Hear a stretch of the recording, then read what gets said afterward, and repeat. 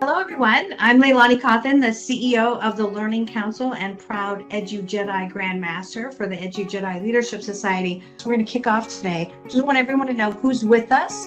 We're going to come back to these educators and have them share out kind of what's happening with them. Dr. Erika Bauer is with us, Chief Academic Officer of North Union Local School District. Good to have you, Erika. And I think Dr. Amy Hunt will be joining. I'm not really sure. But she's the Chief Academic Officer from Park City Schools, Utah. We met her when we were on the road as well. And Dr. Christian Tillman, who's Assistant Principal from Loyd Auman, did I say Auman right? I hope I did. Elementary School. Did I say that right? Okay, good. Good to have you with us. We met you when we were on the road too. Okay, good. And then also Dr. Wendy Oliver and parts of her team. She's the Chief Learning Officer for EdisonLearning, here to share as our sponsor for all the EduJedi activities this year, the commercial perspective, what's going on in the professional grade side that is going to be illustrative of some of what we're going to be talking about today. So I want to get started with Wendy and Zach sharing who they are and kind of giving us a little bit of an overview, and then I'm coming back to the educators to give their overview, and then we'll dig in. Go ahead, Wendy. Okay, LeiLani, thank you so much for allowing us to join today. Really excited to be part of the panel with some excellent educators. At EdisonLearning, we provide commercial grade products. Excited to say that we have been around for almost 3 decades, which is crazy. Just to even think about that online learning has been around for that long. We offer online courses in grades 6 through 12. We partner with districts. We also have a direct-to-consumer model that we launched this year because there were so many families that were looking for some alternative solutions. We also have teachers. Some districts want to use our teachers if they have a teacher shortage, or maybe they can't find a teacher that's certified in a particular subject. And we work with districts in multiple states as partners to help provide some options. Our goal today is really just to help provide some visuals as we go through the discussion. I think it's so helpful because so many of us are visual learners, and I hope that we can contribute in that way, just to help bring in the commercial side. So I think as we go through the discussion today, LeiLani will be able to screen share and show some examples of some things. And with that, I will stop talking and take advantage of some time throughout the discussion. Okay, great. Yeah, and please do share. We're going to be talking about some of the concepts that are in that commercial grade software, like the linearity and how things branch over the user interface, the user design of everything. But let's go back and hear first from Dr. Erika Bauer, who's from North Union. Give us a little info on what's happening for you right now. Good afternoon.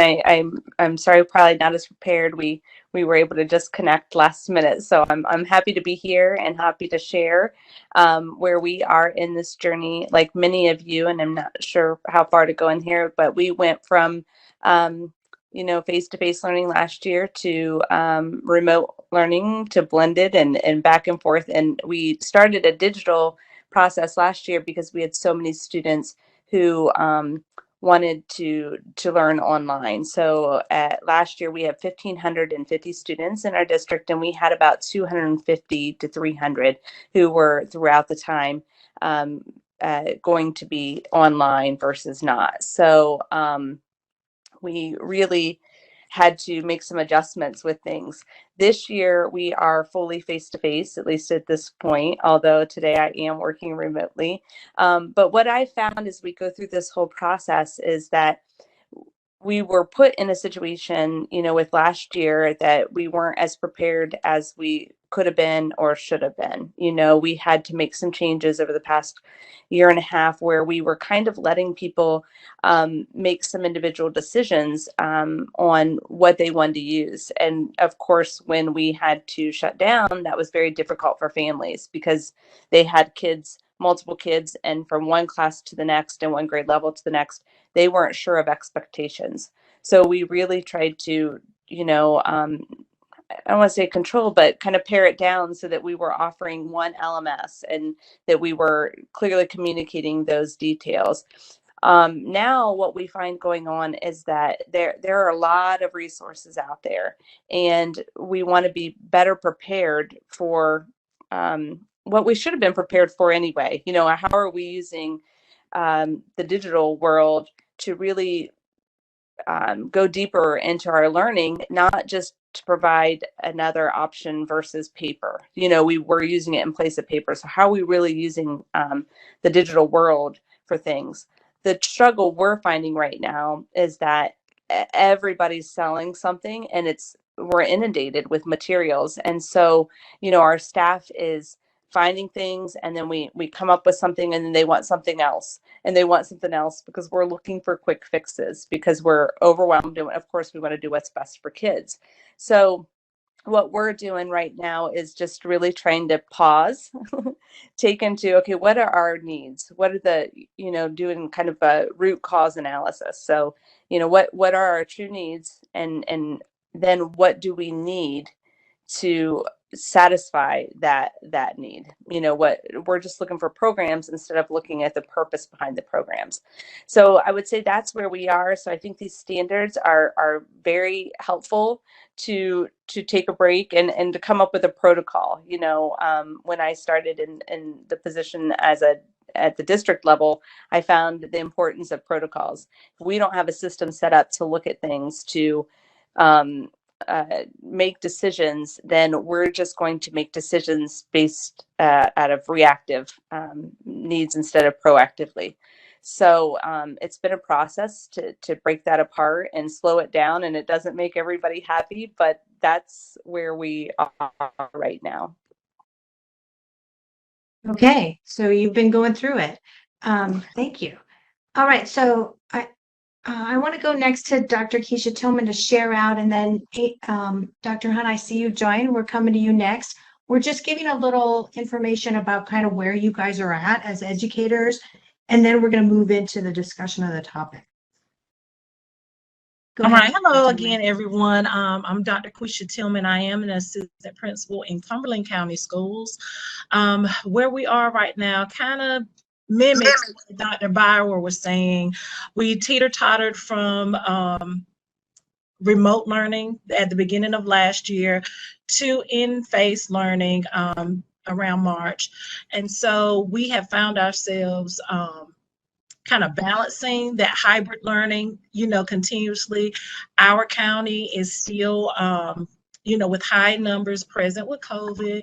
And so we are always wondering, what if we go back to remote learning? Although we're trying to, you know, maintain face-to-face learning, we still have that thought in the back of our mind. Are we going to be prepared if we were to transition again? And so, with our teachers, we really want to provide that comfort with them and that stability with their instruction. We want to make sure that they have the tools that they need in case we were to transition. Where we are now as a county, I spoke about it a little bit earlier before we actually started this piece. We are really delving in our standards-based reporting with our progress reports and with our report cards for families. And we really want to look at how our families are going to perceive this. So everything is moving digitally. Everything is being accessed digitally in the event we were to transition again. But right now, we've been working tirelessly with our staff here at our school level, just trying to ensure that they have everything that they need technology-wise, just to make sure that they are comfortable with that in their classrooms and if we were to transition. But we're overall in a very good space. High hopes. We've done a lot in self-care. We've done a lot with the SEL element, not only with our students, but with our staff as well. So we're progressing pretty good, and I'm proud of us. Good. I'm proud of you too. All right. So Dr. Hunt. Hi, I'm Dr. Hunt. I'm here in Park City, Utah, which is a resort town. You know, really, we are back to face-to-face learning, and actually never left face-to-face learning last year. We offered both face-to-face learning and remote learning and some spaces in between. So I think that what we're recognizing is that we need to be able to more aptly switch towards the opportunity for some personalized learning. And that means that we're having to think differently about how we use technology and how we use our staff. Our plan over the next 5 years is to really start to consider how we work with our community and offer a continuum of services, because we're trying to learn from the business world, really, and begin to understand that we can be strategic at the same time that we are focusing on students without having to try to do the same thing for everyone. But that just means that we're going to have to think really differently about this. So this year, our admin team is really focused on understanding polarities, because we're trying to navigate a community that tends to think of schooling as an either or. And we're trying to help them start thinking of schooling as both and. We can do learning in the classroom, and we can do it digitally, and we can do it experientially out, in a business internship, for example. So we're really focused on helping us, instead of just kind of loop back from a crisis towards just fixing a problem again, we're really trying to jump ahead and learn, experiment, and then transform. It's awesome. Yeah, we're hearing more and more of that. I'm sure Erika and Queesha would say the same thing, that really right now what's being experienced nationwide is a recognition of the pressure from the outside world in consumer learning, and now the enormously changed expectations since the pandemic started to offer that total mutation that's totally personalized for that one child. That's a big pressure. It's actually driving the digital transition, we think, more than people recognize.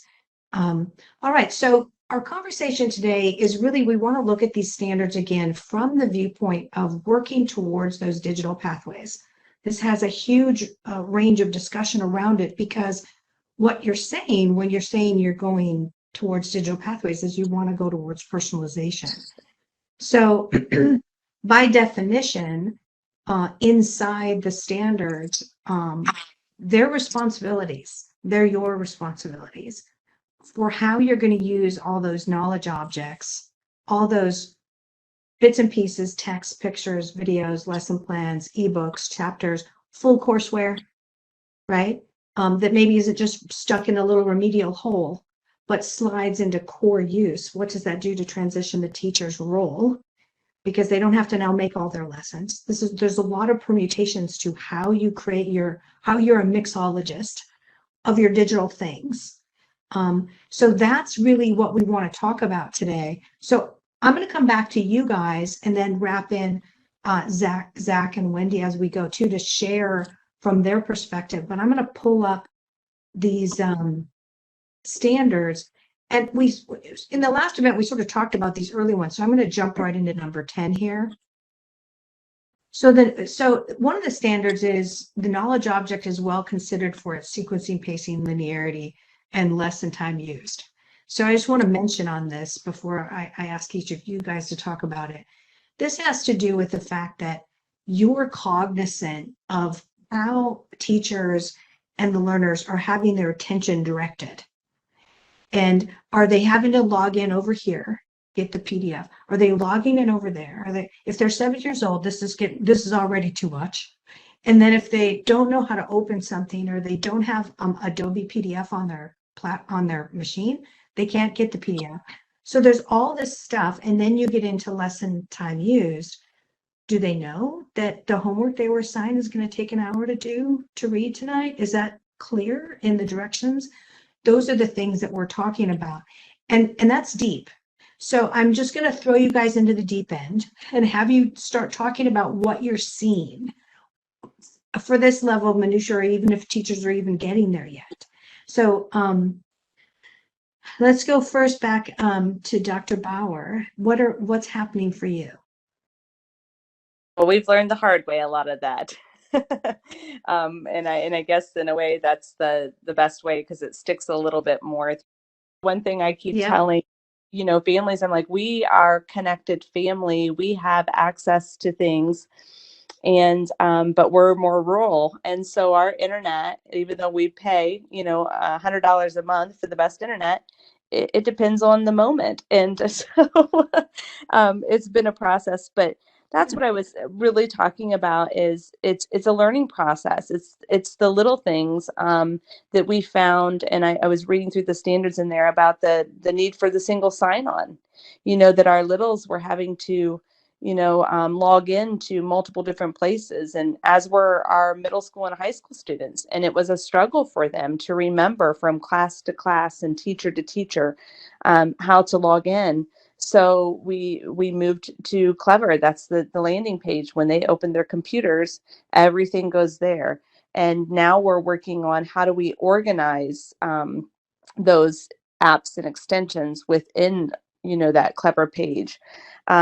We've talked a lot about how long, you know, we were telling people when it's digital that, you know, to take your work, cut it in half, and then probably cut it in half again, because we know to create a digital lesson, it oftentimes takes twice as long to create, and it also takes twice as long or more for students to complete. So it's really been a trial and an error piece, and we're fortunate, even though we're in a small district, that we have 2 coaches who have very strong technical skills, and we've just been navigating through this process. I would say this year, the struggle is now becoming, how do we make it accessible either way? But if they're face to face, we don't want just kids on the computer all the time. So how are we engaging them in projects and in interactions with the teachers, or, you know, while they're there? But also, if they have to work remotely, for how are we going to be able to navigate back and forth? So we are certainly still learning through this process. Okay, excellent comments. I love the twice as long thing, because that's not very easily understood. Okay, so coming over to Queesha, you can turn your camera on now as you sort of delve into that question. Absolutely. So definitely we have this past summer reflecting on best practices from last year, kind of weighing the pros and cons of what worked and what we could have done better for this upcoming year. So looking at that, we decided to go back to basics, if that makes sense. Looking at instruction from the scholar's point of view, what is it looking like? How is it tailored? Just as Dr. Bauer stated, looking at those extensions, those digital extensions and apps, and ensuring that everything is in a one-stop shop place, so it wouldn't be as confusing for, and you know, I'm at an elementary school, so we're needing our parents to kind of help guide our scholars, especially in the lower grades of pre-K through second grade. So we wanted to make sure that our wording, standards, everything is written out in a student or scholar friendly format. Anything that any communications rolled out to families, that is in a family friendly phrasing, if you will. So that also in turn meant that we needed to look at our PLCs, kind of evaluating our resources that we're using and how to consolidate what it is that we wanted to convey with our kids and how we wanted to do it. So that meant looking at the activities and really looking at the foundations of the lesson, going through and ensuring for every standard that we're teaching, what are the best activities to roll out to our scholars. And of course, it's digital. We're using platforms like Canvas. I heard Dr. Bauer mention Clever. We're using Clever. So in our format, we're just trying to make sure that our parents as well as our scholars understand how to navigate to get to those lessons and activities. And if we had to transition, they already have that foundation now at the beginning of school, understanding how to navigate through those means. One thing that we had to do was provide some intensive work with our digital applications and interactions. There was a probably about 2 or 3 PDs or professional developments that we attended as a leadership team, which consists of not only myself, but of course our principal. And we have 2 instructional coaches, one for K2 and the other for 3-5. So that meant for us to participate in those PDs. And of course, we all are bombarded with so many digital interactions and so many digital programs now that we had to really consolidate and see what was best for our school. So that took a good chunk of our summer to get that, you know, kind of squared away for this school year. But yeah, everything was back to basics, fine tuning what applications were needed, what were working, what did not work, and how we can kind of fine tune it so we can see the success of our scholars. Hmm. Mhm. So so refinement mode. Awesome. That's pretty much the point we think everyone is at right now, all the districts. Thank you for that. All right. So Dr. Hunt. Yeah, I think one of the things that we're really understanding right now is that as we're thinking about where we go next with this, that we have to back up a little bit and remember that teachers don't always necessarily understand how to pace in this environment. And so when they're delivering with a new tool, that we have to give them the skills to be able to do that. And we have to also give our students the skills to do that, because our students don't know how to look at an online course and map backwards and figure out, what has to be done by what day. And our teachers didn't necessarily in the beginning know that they needed to help our students understand if you're going to stay, on pace, then you're going to need to have, this thing completed by this point in time.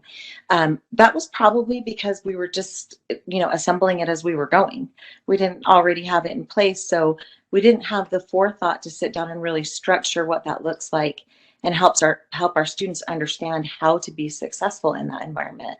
So as we're moving forward, we're really focusing on, what really are the skills of thoughtful learning and teaching when it's happening in a digital format. And we've really discovered less is more. You don't need 30 tools to do something that one system will do.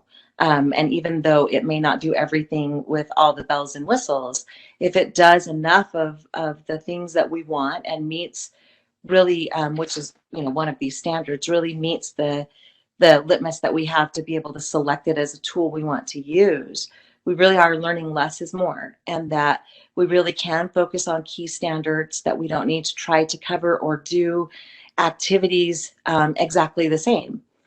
One of the things that I appreciated hearing a teacher talk about was that one of her biggest learnings was she didn't need to just take an activity she was already doing and figure out how to do it online.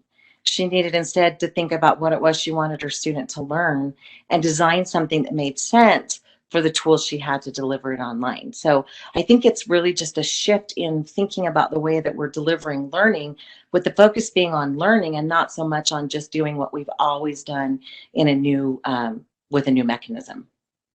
Well, that's excellent. She should get a medal for that epiphany. That was awesome. Okay, so Zach, get ready to share. I'm going to stop sharing my screen because I want to go now to this question of how sequencing, pacing, linearity is done in the professional grade environment, where you don't have teachers scrambling and trying to figure that all out. Oh, Amy, that is a medal-worthy epiphany, though, by a teacher. That's awesome. Just to take a look at how that's done when you're really in the coding world. So go ahead, Zach. All right. Well, thanks for having me. And I sure could talk about this for a long time. So if I'm going over, just cut me off. But in the courseware world, in our world, things are a lot more linear. There, you can see it from our UI. This is where students are going to jump off from. We have a robust course catalog. And one thing that I'd like to mention is we do a lot of personalization. So I think Dr. Hunt was speaking to some very key points there, where standards are, you want to hit those key standards, and for a lot of times we see students needing that in-depth personalization. For instance, if they're in their brick and mortar face-to-face, and this is outside of the pandemic, and maybe they are a competitive snowboarder and they have to leave their brick and mortar classroom and go to a snowboarding competition for a couple of weeks, but they want to continue their education. Making sure that those standards are personalizable to that student and we can move them to their specific spot in whatever course that they're taking in that moment in time is extremely important to us. And that's something that I just want to say when you're considering linearity and sequencing and pacing, you certainly want to be sure that you can make that customizable to all of your students' needs. And so this is our UI or UX, and when you're looking at digital pathways, this is extremely welcoming to students. I'm going to show you a little bit about how you would enter into a course. You can see some of the data, the student-facing data that is also personalizable. We have a pacing bar here, and students can also do a study planner where they can personalize. It will tell them how many lessons they need to be able to complete on certain days. I don't know if can you see the study planner that I'm showing with the dates up here? Yeah. So students, if they're taking a week off, they can certainly change this and it's personalizable to them. It'll show them how many lessons they need to complete within that time frame that their school or institution has set up for them. And so looking at the linearity of our courses once we get into those courses, and let me just share my screen again. This also intersects with teachers. This isn't just all online. Yep. Yeah, absolutely. There's definitely intersection points in our courses as well. This is the new way to think about it because you're thinking with the directionality or directing the attention, but the teacher intersection is also planned, is what I'm understanding. Absolutely. So this is what our course delivery system looks like, and you can see that these lessons are all scoped out. They're all aligned to state standards. Then we make sure that they cover all of the standards, but they're also customizable, so students can be exempted. But you also see that they can't move ahead. So these are grayed out, where the student has to complete a certain level of mastery that's set by that institution. And I'm going to give you a peek of what's inside one of these lessons so you can kind of see what you're talking about, LeiLani. These are all the learning objects that are built into each and every lesson. They're all aligned to this objective, which is also aligned to those standards. And those teacher intersections happen throughout these learning objects. All this data is also, you can see this data, you can see where students are, where teachers can intervene if they see necessary. But also in this lesson assessment, if now thank gosh I'm good at economics because I taught it for a couple of years and I got 100%. But if I didn't meet my institution's mastery setting, I would actually go to this reteaching page to learn a little bit more, and then to the extension page, and then I can retake this assessment almost automatically until I take this assessment 3 times. And that's another intersection point like you're talking about, LeiLani, where teachers then can intervene after you've taken it 3 times. So they're not on an island just taking this assessment over and over and over again. And I think that's a key point to look at is, do those intersection points help teachers out, or do they keep students stuck in a cyclical phase where they're not able to move on? You also speak to an inherent rigor within a piece of it, because a lot of teachers are scrambling. They're trying to make sure that they're hitting the standards, and sometimes they're just grabbing things. A lot of times, like all the educators have said today, it's that they're in the process now of like re-vetting all of that. But what about how things are professionally in the commercial industry checked? How is that done? Yeah, absolutely. I've been working in this industry for a number of years, and I've kind of seen it from its infancy, where really we started out like grasping at DOK1, DOK2, right? We're talking about very simple questions, and we're starting to particularly in the commercial grade, is really look at project-based learning and really bringing that rigor and relevancy into the frame. So I'd love to show, in this course, this is a project-based learning course. And so our content team, we have a team of content experts that vet all of these lesson objects to make sure that that they're still relevant, that they're rigorous. Now, and that is a balancing act. You want to make sure that students can move ahead and get the extensions that they need, but also come back and get the reteaching that they need. And so it has to be a flexible system. It has to be an ecosystem that welcomes, any child and can be personalizable to them. And so with rigor and relevancy, we have to hit, you certainly want to make the project and the learning objects adaptable to each child. And so I'd love to show, within this course, we have a college ROI project.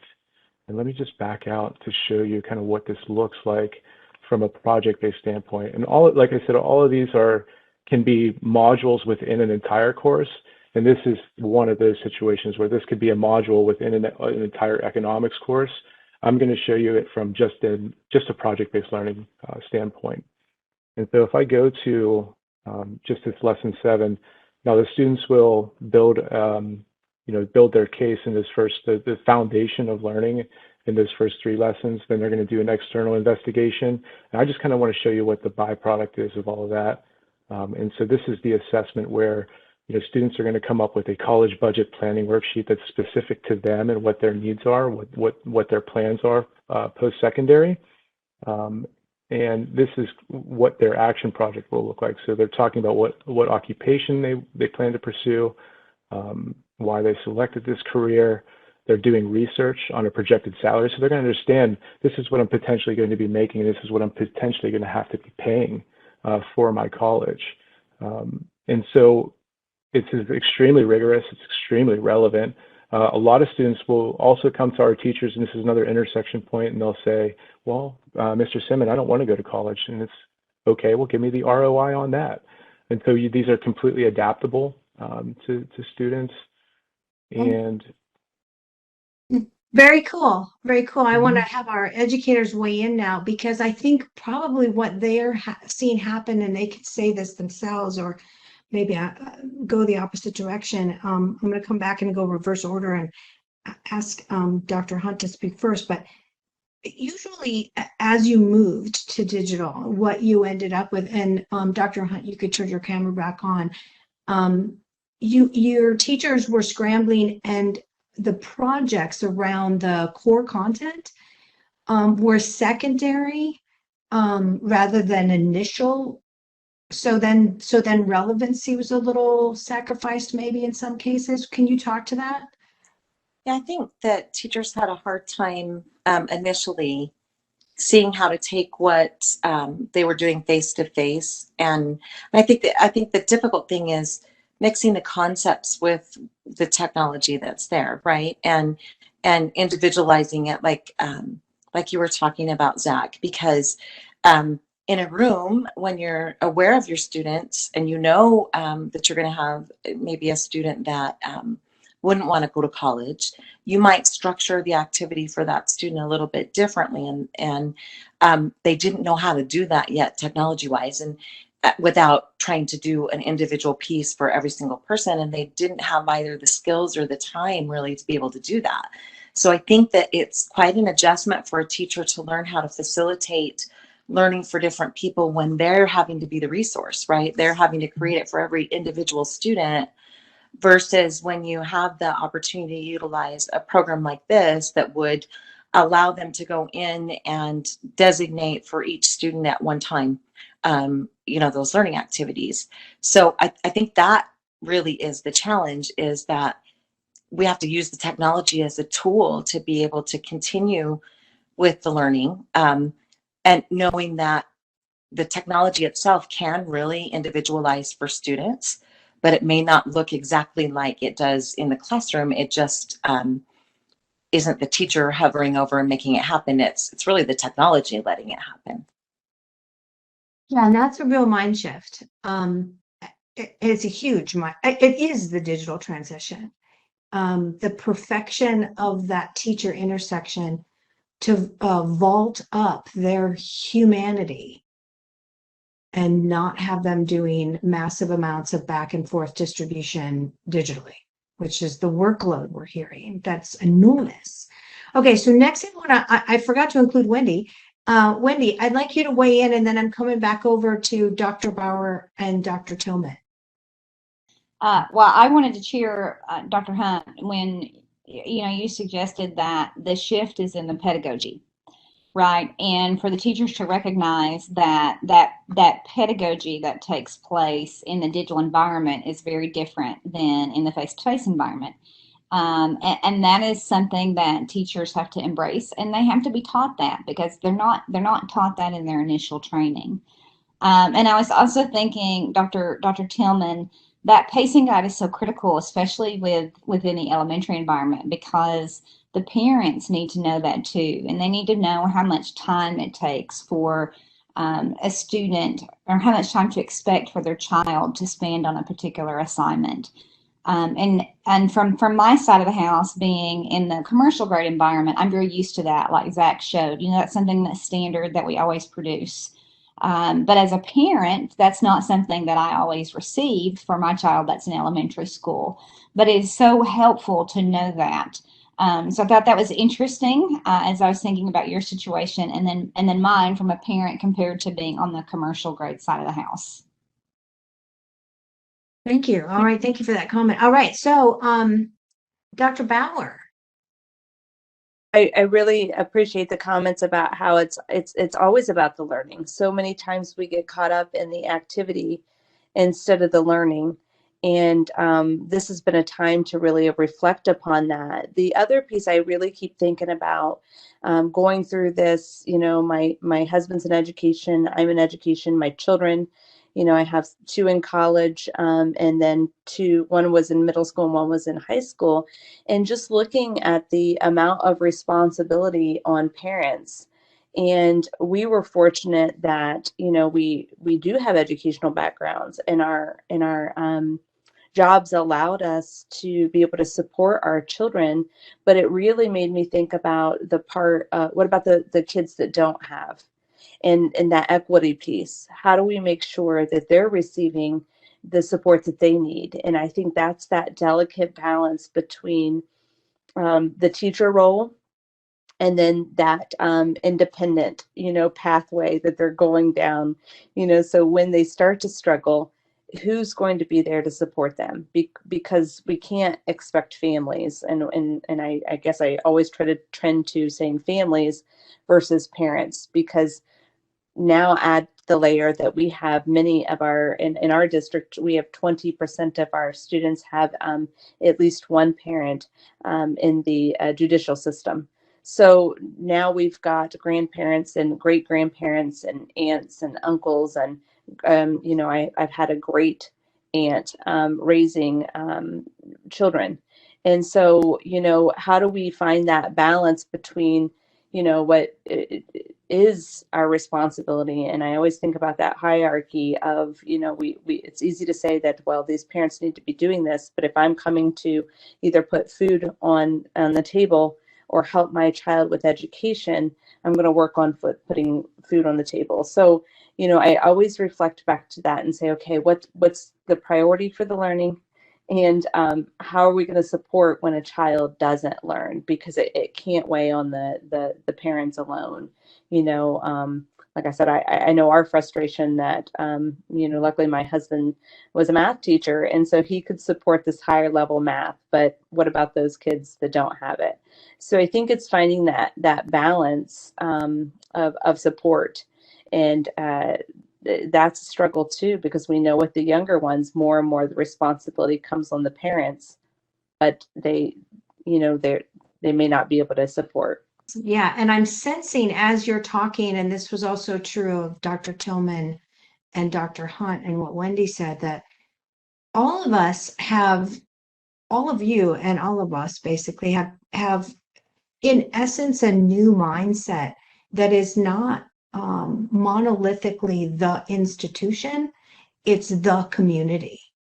And since the pandemic, we're talking about curriculum that is involving in our minds everybody, which is very interesting, I would say, as a shift. So over to you, Dr. Tillman. Go ahead and you can turn your camera back on.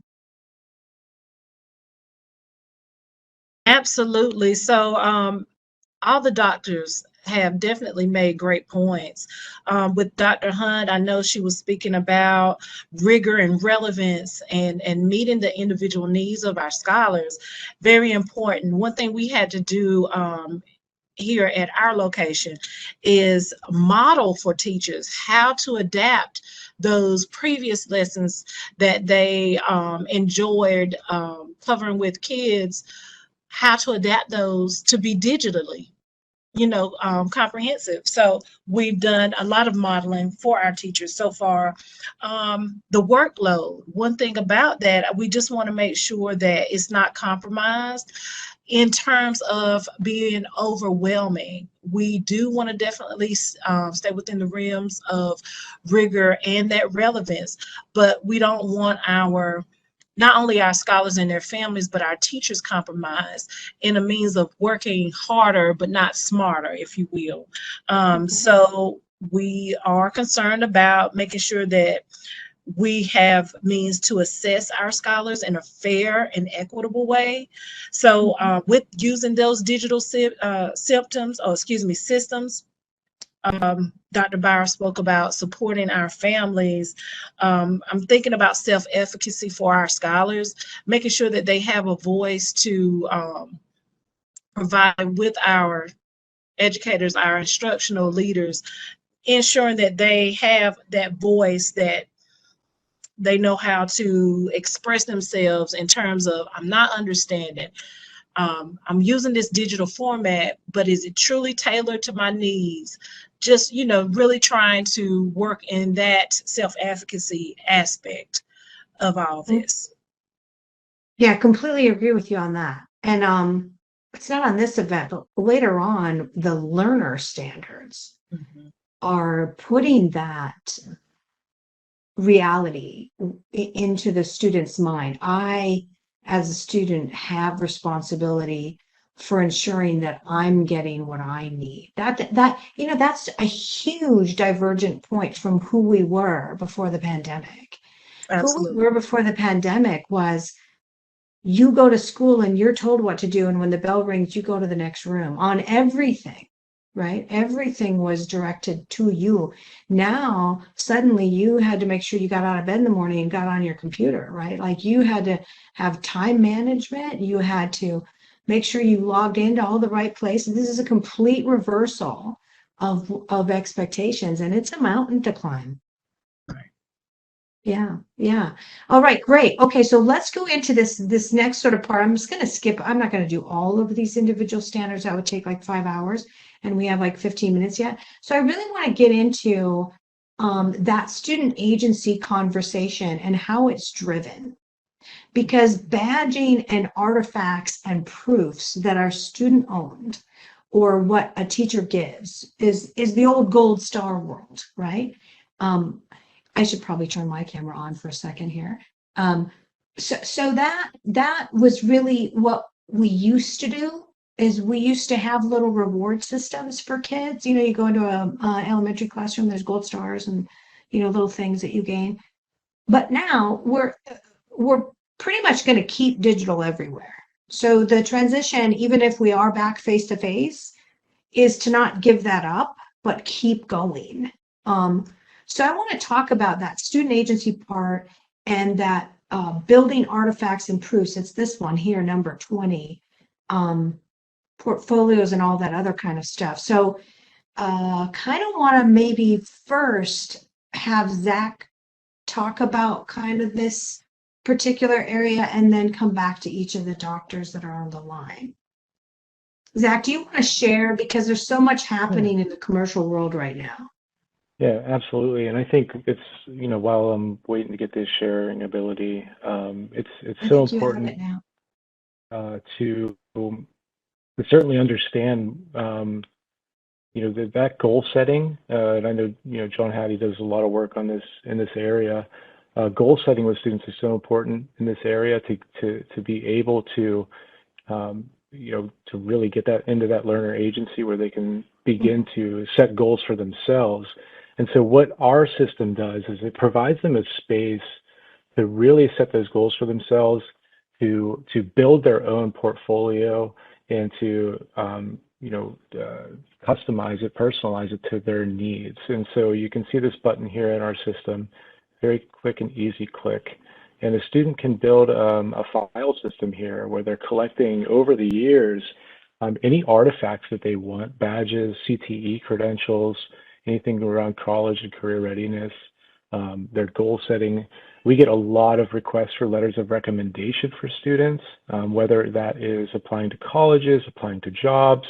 And so really, and they can completely customize this. They can add new folders, anything that they really want to collect. And that's, yep, and that's all I have to share on that. Well, that was awesome. So this is a bit, go ahead, Wendy. Well, you can turn on your camera. I'm going to turn off mine. Well, let's all turn on our cameras one at a time to make sure we don't lose Erika. Well, one of the things I just like to add that I really like is, as you look at the way that we've done this at EdisonLearning, you don't see what I call scratch and sniff stickers, which, by the way, I still like to give to adults, right? But we're not really tapping into extrinsic motivation very much because, like Zach said, and honestly, the first conversation Zach and I had when we started working together was about John Hattie. We have that in common. But we're really working with intrinsic motivation with students. And it's exactly what you said, LeiLani. We're looking at student agency. And so if you notice, we're looking at setting goals, autonomy, letting learners have choices, and really trying to look at that long-term motivation for students by working on intrinsic motivation instead of necessarily extrinsic. And don't get me wrong, our teachers do things to really encourage students, right? But big picture, we're really working on intrinsic motivation. And so I always like to point that out because it's a really different approach than necessarily, giving them 2 or 3 stars or a smiley face or a scratch and sniff sticker. So again, that's something that I was really pleased with when I came to EdisonLearning. And I think I want to go back to each of the doctors as we wrap up the hour to talk about that shift that was so evident during the pandemic, that the commercial side is putting pressure on, but also the pandemic with so much remote. Suddenly that motivation through those types of layered digital manifestations is really real, and it's probably not going to go away. So what's the effect internally in your organization? I'm going to come back to Dr. Hunt first. Go ahead, Dr. Hunt. You can share your camera again. Okay.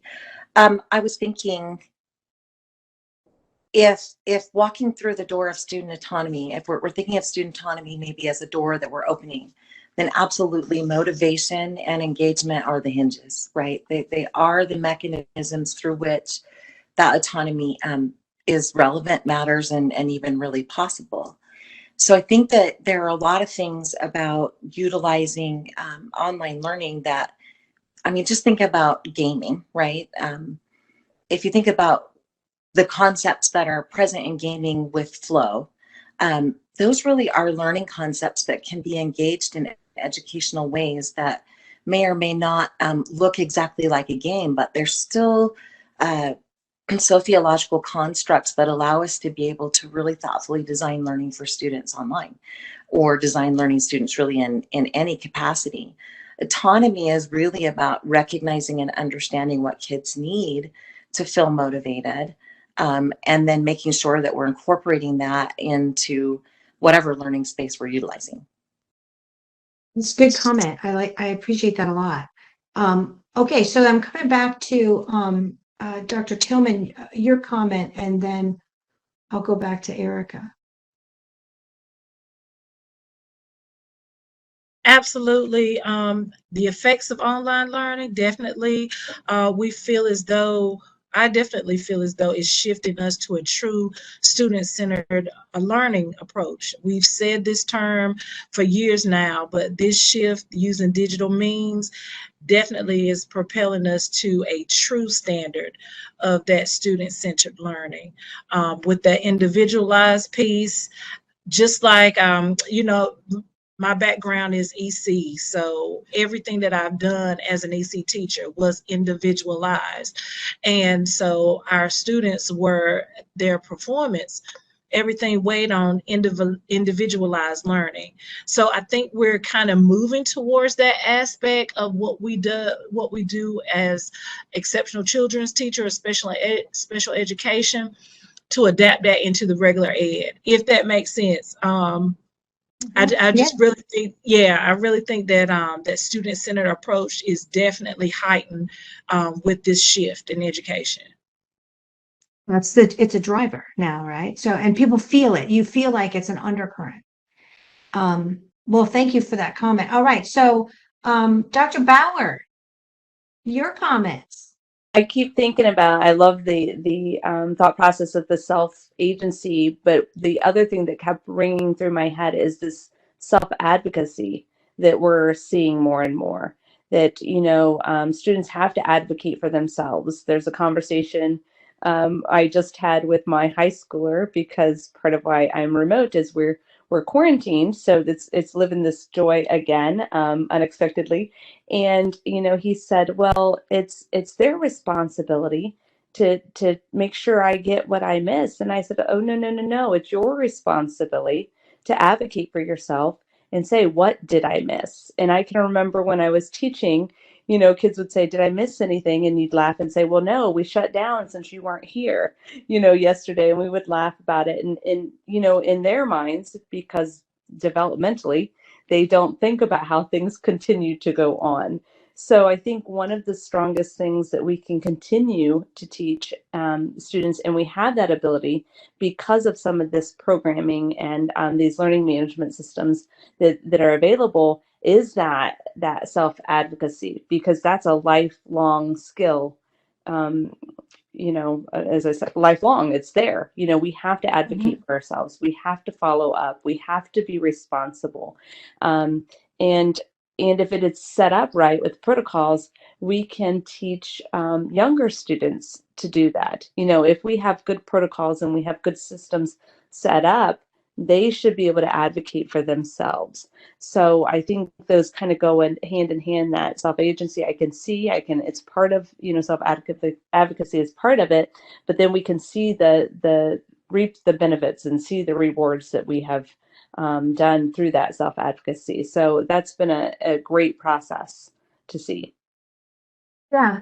And I think it ties in really well with everything that we've been talking about today, which has gotten into a little bit more of that sort of minutia, right? Of,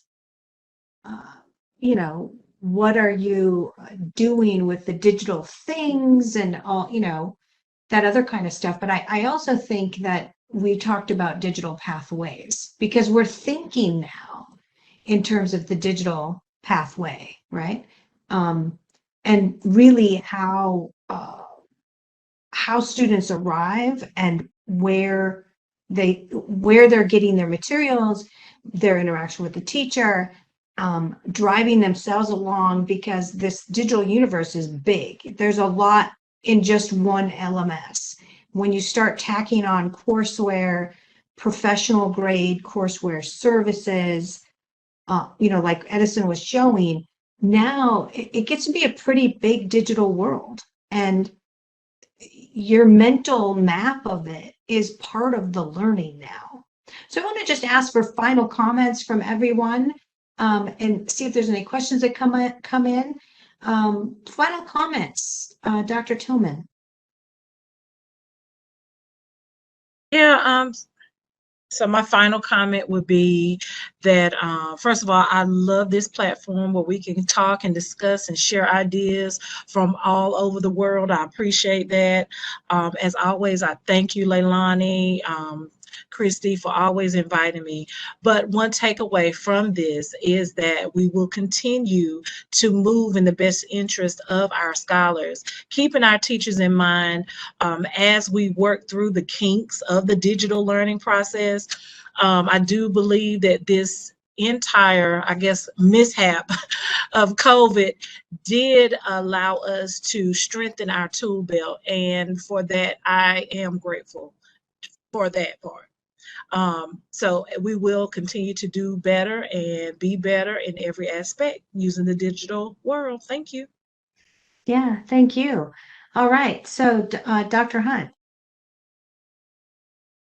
I think that the thing that keeps coming to my mind is just how much I appreciate that there are talented and capable people leading our schools and working with our students who are now starting to recognize that this is a real opportunity for us. And my greatest hope is that we'll start to remember that, well, not remember, but that we really will be able to focus on where we need to go next, and not just try to recreate something in a digital world, but really thoughtfully put forward a continuum of services for students that meet them where they are and propel them, toward their future. I think that in the same way that that business has been able to capitalize on strategy and be able to design their world through the eyes of a human-centered view, I know that we can do that in education. And I think this is really our opportunity to do that. And I think if for no other reason than that our families and our parents are going to demand that now, and certainly they should expect that we move forward with great intention and really thoughtfully design where we need to go next. Comment, and thank you for that.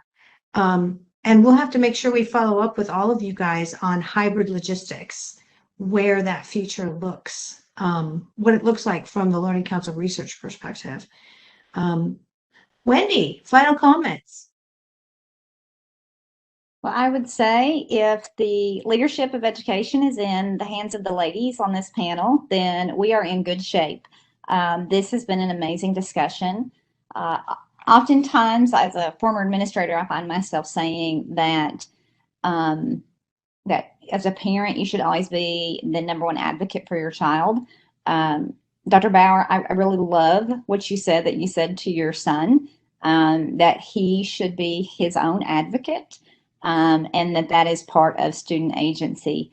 So that resonated with me quite a bit. I actually wrote it down, so I will carry that with me and continue to think about that. The other thing that I will take away from this is, as we continue to think about how models are changing, I think it is imperative that we remember to communicate with parents and help make sure that parents understand how we're changing the model of education for their children so that they can be supportive and participatory. Thank you very much for that. Well, we are at the top of the hour, so I think I'll wrap us up now and thank everyone profusely for your contributions.